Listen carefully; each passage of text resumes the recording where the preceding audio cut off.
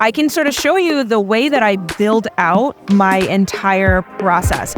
The first step is always to lay everything out and to synchronize it, right? You might think, oh man, well, multicam is only for interviews when I have the audio and the video that go together and maybe 2 or 3, but not anymore. And I had over 100 different clips. So here I have my string out. I can show you. So I just threw everything together on it like this. But look at that timeline. And at first, you might think, okay, well, this is going to be really difficult because if I'm doing something like the synchronize feature, then I have to move every single clip on top of other clips. Right? And it's going to take forever. But instead, you can just select whatever clips that you have. And of course, we didn't have time code going for this because it's a music video. So we were playing the footage in the church where we were shooting, right? Right. So you just got to select everything. I'll do music and I'll do footage. And let's say I select, all of this. I can go right click.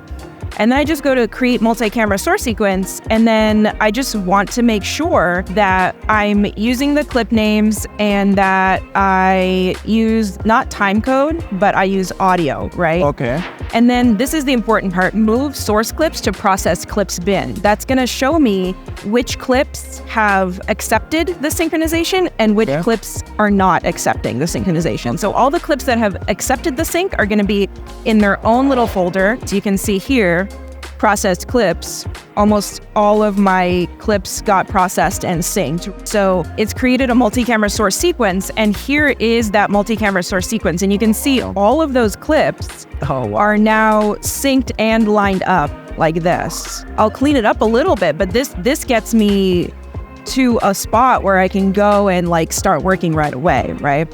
After step 1, I have my assembly. So this is when I went and I took those clips and I stacked them up in a way that made it easy for me to see, okay, which clip is in this stack, which clip do I enable and disable, and I even threw an adjustment layer across the top here so that they wouldn't all be, this log profiles color. Yeah. So that's step 1, right? And then I start actually getting into the edit.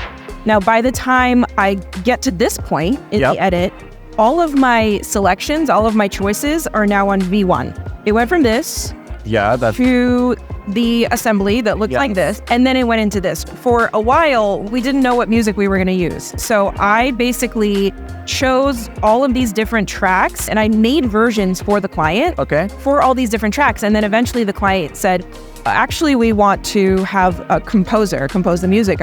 Thank you. Oh, yeah. First of all, thank you. And the composer, Hannah, is so great that she sent me everything as stems. So I took those stems in, and you can see each of these is a different stem of the same track. And I cut them up to fit the new length because the client kept giving me edits and kept giving me edits and kept... So I did it in a way where it was even more customized beyond what the composer even gave me. Do you use any of the Adobe audio tools like the Sound Essential panel? Oh, absolutely. I did a commercial recently and I did all of the audio through enhanced speech. And it was all over the place. The audio levels were all over the place. The mixing was, I didn't even do anything to it. I sent it through Adobe Enhance like that. And I didn't do anything else. Oh, wow. I didn't do anything else. Another great shot that I can show, half of these people are actually generated with Photoshop's generative fill. Here's what the shot looked like, by the way, with all of my plates together, but without the generated people. Yeah. And you can see all my plates are stacked up here. So that's incredible. That is incredible. One by one, hide them, you can start seeing people disappear. That is so... And of course, we shot a clean plate of him in the middle. Oh my God. I just released a brand new 2.5-hour tutorial for beginners to Premiere Pro. Okay. So if this seems really overwhelming, just go watch the beginner tutorial. You're like the Adobe Premiere Pro clip, the clip that I'm Clippy. Do you need help? Thank you so much, Valentina. Thank you everyone seeing this in Adobe Live. See you in the next one.